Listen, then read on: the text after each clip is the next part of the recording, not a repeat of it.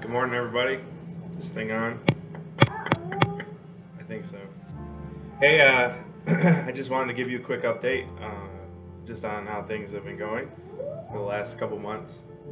Been really busy since, I guess, mid-February or so with a lot of different building and traveling, and so just wanted to give you kind of a hey, this is what's been going on in our lives and at Casas.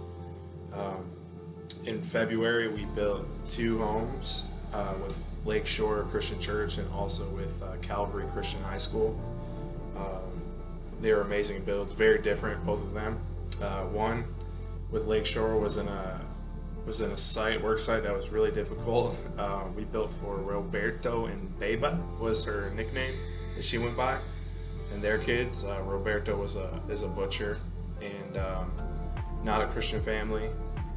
We got to spend some time with the pastor that we were partnering with, Pastor Miguel, in his church. We went to their Sunday service, which was pretty amazing. And Pastor Jim from Lakeshore got to preach at the church.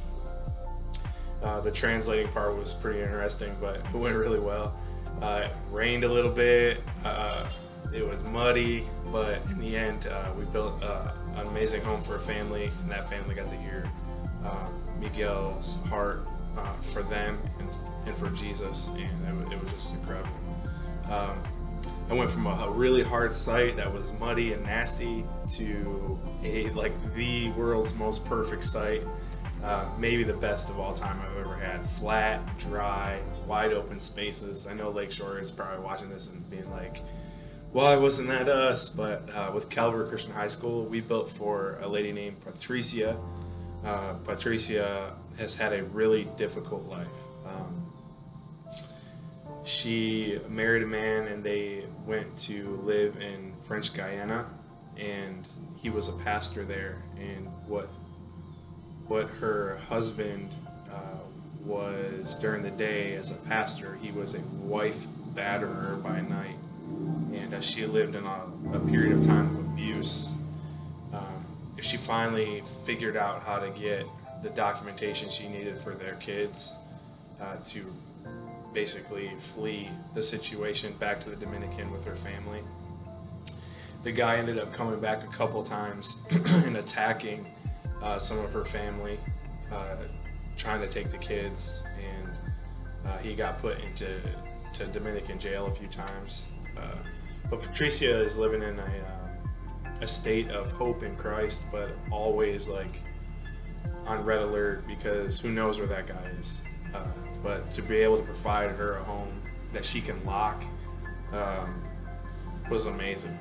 So just got to speak into her life a little bit about what the Lord may be doing to try to take care of her and her family in this time, and that even though a man has let her down and betrayed her, that carries the title of Christian and Christian leader, the Lord will never let her down.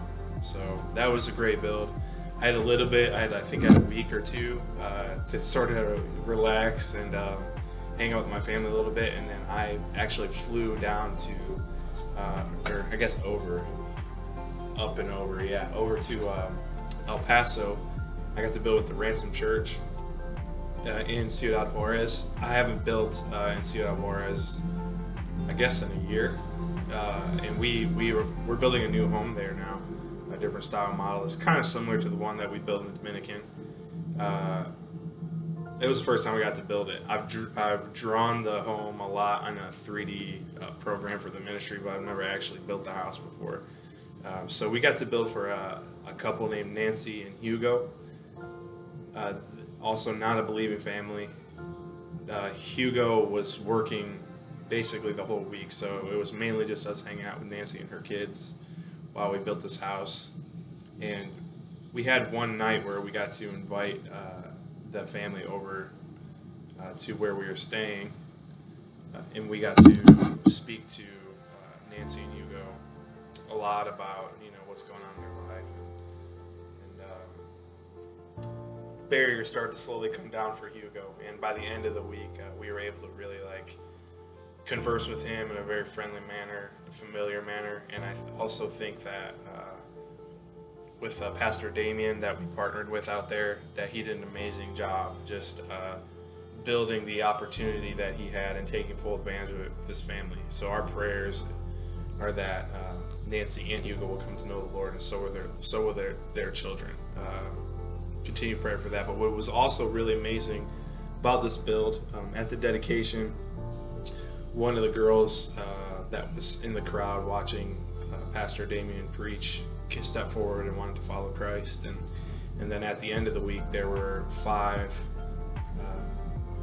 people from the group that came from the ransom that for whatever reason at this point in time God stirred their affections for him, and they committed their lives to Jesus, and we were able to baptize them in the pool at the stateside in one of the other missionaries at Casas homes, which was really cool.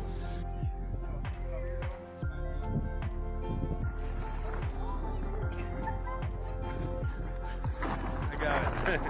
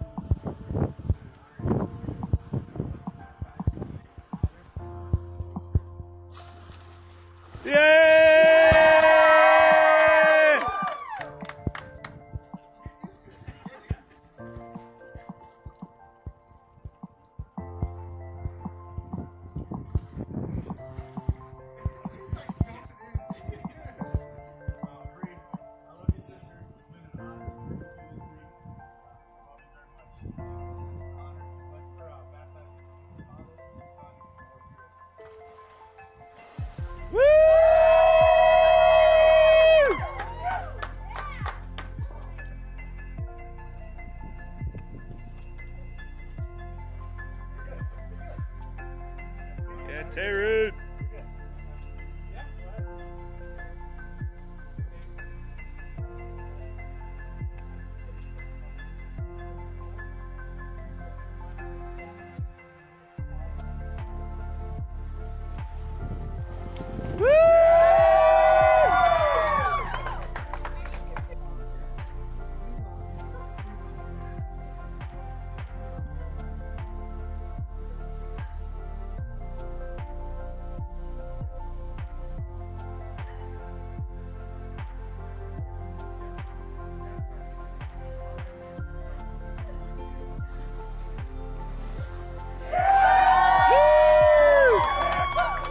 I posted a little bit about that.